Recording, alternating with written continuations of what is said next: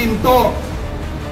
Meron ho bang nakakaalam? Meron ho ba silang ibinigay kung ano ang nangyari dito sa ating reserve gold natin? At yan ay 129 billion pesos na krimen na dapat singilin ng taong bayan kay Marcos.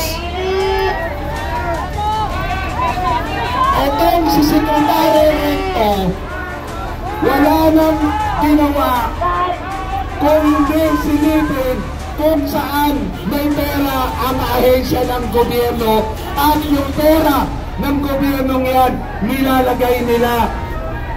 Maninilip na, mangungulimbat pa itong gobyernong Marcos na ito. Yung PhilHealth natin, 89 billion yung PhilHealth na dapat ang mga nagkakasakit hindi na mangamba sa kanilang babayaran dahil dapat sagot na ng ating gobyerno. Ano ang ginawa ng PhilHealth natin? Dinamdam, nilagay nila sa pondo ng Department of Public Works. Ayun. At ibabalik daw dahil nahuli na, pero huli na, nakaw pa rin.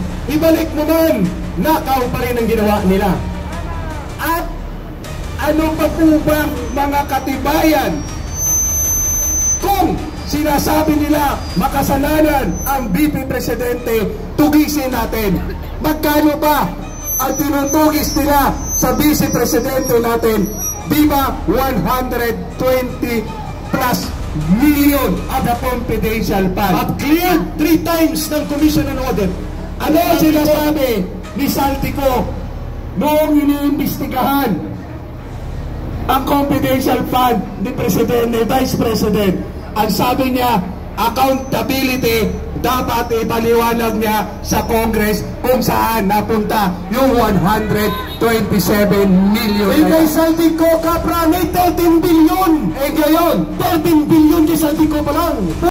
Saltico! Pagkalin na lang. 13 billion. Magnanakaw ang putang na. Nasaan ka? Magnanakaw! Boy takas! Kapag yun ni Romualdez, boy tago na rin! Eh, palibasa, ginawa kang scapegoat ng pinakabuhaya sa lahat ng congressman. Itago natin sa pangalang Speaker po Romualdez. Yes! Dapat lang ito! Tama lang yan!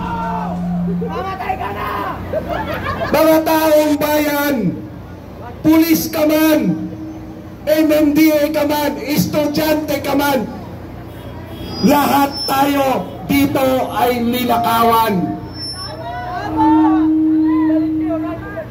Ako, taong gobyerno, may sinumpaan ako. Ang sabi na ipagtanggol ko ang konstitusyon ng ating bansa, na maglilingkod ako ng buong puso at katapatan. Yung mga congressman kayo, kayo ang mga magnanakaw na dapat lintisin, na dapat agilan. Kayo ang nagpapahirap sa bayang ito. Sina Marcos resign. Dito lang sa Quezon City, pinatunayan ni Mayor Joy Belmonte. Ayun, ayan na. Kung magkano ang winaldas ng mga congressman ng taga Quezon City. Magkano ka? 17 billion flood control project. Wow! Mga magnanakaw! Pinatagtakpan pa ni Tito Itbulaga dahil involved ang kanyang inaanak. Wow! 17 billion! Hay na hay! Magnanakaw na to, nagnakaw na nga ng bilyon-bilyon, gusto pa pasalamatan at palakpakan. Mahal makamukha yun, nakalutong, napakalutong na mura mula sa taong bayan yun. Taong bayan, kayong mga nanunood dyan, ano pang katibayan ang hinihintay nyo para makiisa kayo, para isagipin natin ang kinabukasan ng bayang ito at para sa susunod na henerasyon. Correct! Walang laban sa korupsyon kung walang tinutumbok na guilty. Hindi kompleto ang panawagan na tutulan lang ang korupsyon at kundinahin ang pandarambong kung hindi tutumbukin na ang salaring punong kriminal. Walang iba, si Marcos at si Romualdez. Yun ang dapat. Ano ang panawagan ng mga party list nagsabing makabayan? Huwag daw panagutin, huwag daw mag-resign si Marcos dahil ang makikinabang daw si Bibi Sara. Mga komunista ito, komunista ang party list kayo. Lilitsamin sila ng taong bayan. Darating yan. 30% ang hinihingi nyo. Saan nyo dinadala ang 30%? Kung hindi, ang lalaban nyo sa gobyerno. CPP, NPA, NDF kasabot ni Marcos at ni Romualdez. CPP, NPA, NDF kasabot ni Marcos at ni Romualdez. Palayakin silang lahat! Sino ang nagsasapit? Tayong mga ordinaryong mamamayan ngayon. Sino ang nakikilabang? Divide and conquer. Dinidivide tayo.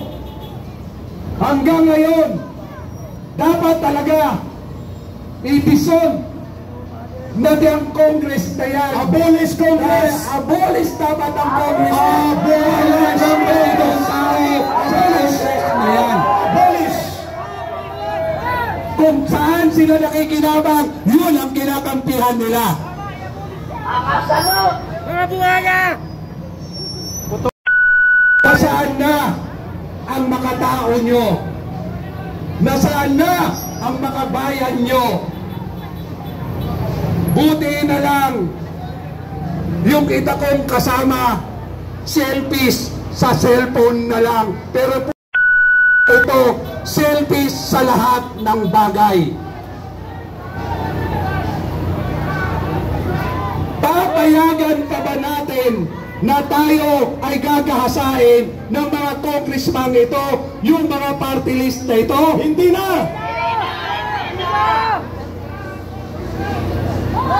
Ayan, nakakalungkot, ginagamit ang kabataan, ginagamit ang mga estudyante, binubulag sa kanilang pang-personal na pakikinabangan. Pero may mga kabataan din na nandito sa atin. At kanina Kap, 6 years old, nakahawak ng kanyang kartolina na maliit, ay nakalagay, I am a 6 years old boy. I want to protect my future. Please join me. Ito ang tunay na mukha ng politika natin ngayon. Aywan ko lang kung papayagan nyo pa. Lahat nasusuhulan ng pamilyang Marcos at magpinsang Romualdez.